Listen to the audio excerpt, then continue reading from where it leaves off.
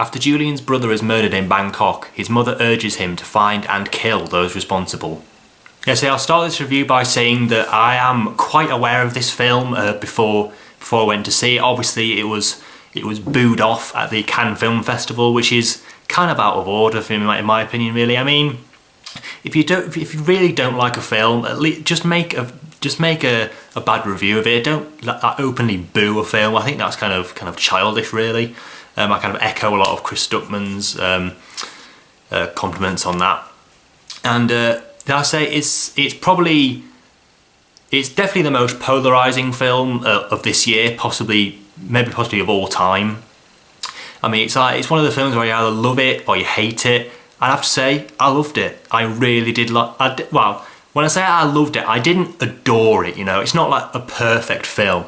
And when I watched it, could I see why people hate it? Absolutely. I mean, when I see films sometimes, if I think it's like a really good film and somebody thinks it isn't, I always kind of stick up for it. But with this film, if someone came to me and said I despise this film, I can totally see why.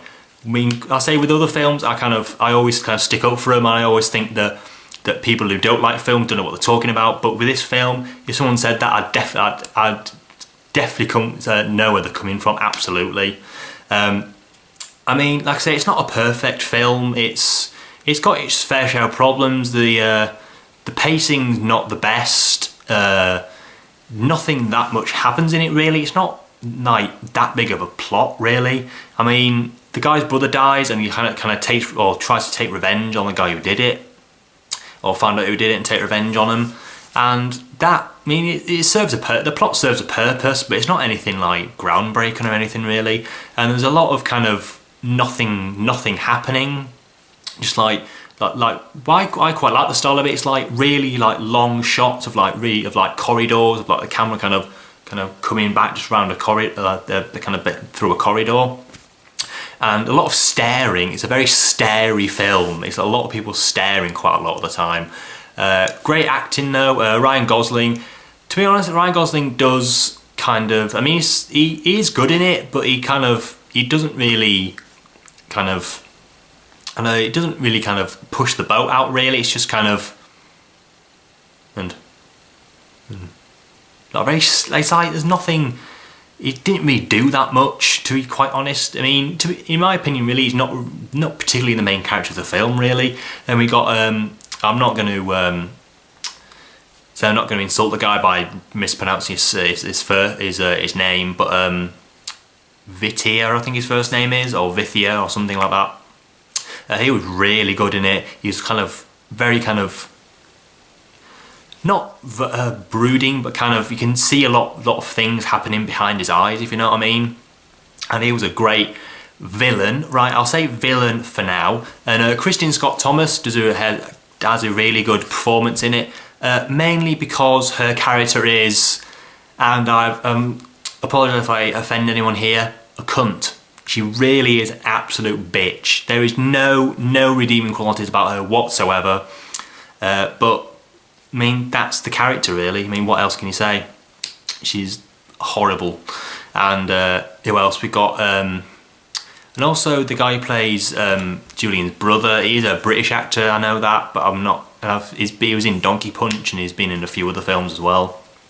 He wasn't in it very long. The violence is a big aspect of it, you know. It is a very violent film, and the violence can be quite shocking to some people. Not me, however. I kind of laughed at some of the violence because it was like, that's another thing about the film. I was kind of behind the bad guy a bit too much, really. And when a film does that, when it goes out your way to kind of hate a character, but then you actually like it or like him, it's not brilliant. But I'll say I was kind of laughing at some of the violence. Because the violence was happening to people that I really didn't like. So I was more or less cheering it on, really. There was a lot of, when I went to see it, there was a lot of ooh, like that. Was using this woman next to me who kept like hiding her face like that. And it was kind of sometimes violence coming out of nowhere. Like there's this, spoilers, whatever. There's this scene where Ryan Gosling's character is kind of walking down this corridor, and he puts his arm out into this darkness, and all of a sudden the villain's kind of katana thing comes down and slices his arm off. There's kind of that kind of shocking violence, and but I did really like it though. I mean, I'm used to watching kind of films where not much happens. It's it reminded me a lot of a David Lynch film. I'm going to think of this film as if David Lynch had directed Get Carter in Bangkok, I guess. I don't really know. But so yeah, if David Lynch directed Get Carter, this is what he would kind of look like. I really did like it though. Like I said before, there's not too much does happen, but when stuff does happen, I really enjoyed it. That sounds great. And but like I say, I'm used to it. With someone who hasn't really seen a film like that before, it would be kind of, they're obviously not going to like it. It wasn't people kind of their kind of defense is the fact that it's quite boring, and I get that. I wasn't bored personally, but I know how someone would do. But I'm a big fan of kind of films where not much happens really. It sometimes is a bit kind of style over substance, where not a lot happens. It's just kind of like really kind of slow, kind of shots of kind of people staring with occasional kind of bursts of violence. Another thing to note is the incredible score by Cliff Martinez. Now he's becoming one of my favourite composers. He did the soundtrack for Spring Breakers this year as well, which is one of my favourite films of the year.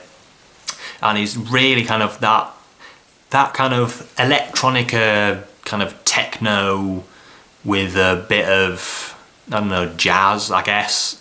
But really good soundtrack. I was kind of, when I watched the film, I was kind of thinking, is this actually soundtracked, or is it just kind of songs from other people? But it was soundtracked by Cliff Martinez, who was absolutely an amazing composer, in my opinion at least. And I say the directing was good. Like I said, I'm not the biggest fan of Nicholas Winding Refn. I've never seen Drive, I'll say that now. It's just Drive feels like a film to me, like a film that its kind of reputation precedes it, really. I mean, with Drive, it's just one of those films that if I died without seeing it, I wouldn't be really that bothered. I mean, I might check it out maybe when it's on television or something, but I'm not in any desperate rush to go and see Drive, really.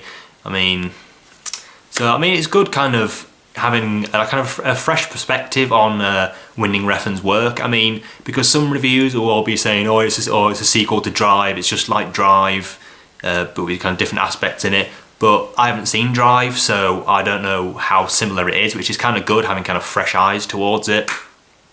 So all in all, I really enjoyed Only God Forgives. Some great acting, even though some people aren't doing that much. Some really pretty shocking violence in some scenes. There's this kind of torture scene kind of towards the end of the movie with when he cuts a guy's eyes out, which is kind of, I didn't see that coming really. Yeah, great soundtrack, great cinematography as well. I can't remember who did the, I think the name's Larry something, I think, but I'm not 100% sure. Really good shots. The lighting as well was really good. A lot of reds and kind of dark, dark reds and dark colours and stuff. So yeah, very much enjoyed this film. I'll give it a solid 8.5 out of 10. I couldn't quite get it to a 9 because it's not an amazing film, but it's higher than an 8 in my opinion, really. So yeah, so a solid 8.5 for Only God Forgives. I'd say see it and make your own mind up. That's what I'd kind of, that would be my advice to people. If you go into it with an open mind, you might enjoy it a bit more. Maybe if you haven't seen Drive, you might enjoy it as well. I'm not quite sure. But yeah, see it, make your own mind up. Like I said, if someone came to me and said that they hated this film, I'd completely see why. I mean, some kind of reviewers on YouTube say it's not very good. Some say it's amazing. It's like rubbish, good, amazing. I'm kind of in the middle between good and amazing. It's a kind of, like I say, it's very kind of David Lynchian kind of thing. Like I said before, it's kind of, if David Lynch had directed Get Carter, it would look quite a lot like this, I reckon. And it was dedicated to Alejandro Jodorowsky as well, which I can see a lot of see a lot of kind of Jodorowsky influences in the film as well. I don't know if he was kind of any kind of producer or anything, or if it's just kind of because Nicholas Winding Refn liked him. I'm not quite sure. But go into it with an open mind, and I think you'll quite enjoy it.